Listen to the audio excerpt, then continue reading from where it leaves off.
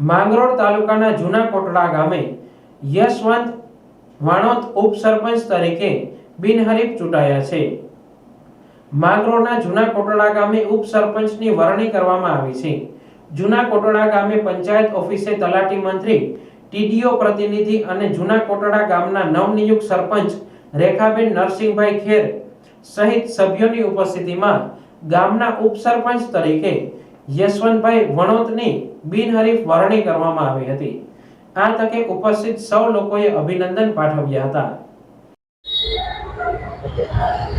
આજ રોજ માંગરોળ તાલુકાના જૂના કોટડા ગ્રામ પંચાયતની અંદર તલાટી શ્રી તથા માંગરોળ તાલુકા પંચાયતના ટીડીઓના પ્રતિનિધિની હાજરીમાં અને નવનિયુક્ત સરપંચ શ્રીની હાજરીમાં તમામ સભ્યો વચ્ચે અશ્વથભાઈ વાણોતને બિનહરીફ ઉપસરપંચ તરીકે ચૂંટવામાં આવેલ છે અને તમામ ગ્રામજનોએ મળી અને બધાએ ને મીઠા મોઢા કરાવેલ અને તેમને હાર તોરા પહેરાવી અને એનું સન્માન કરવામાં આવેલ।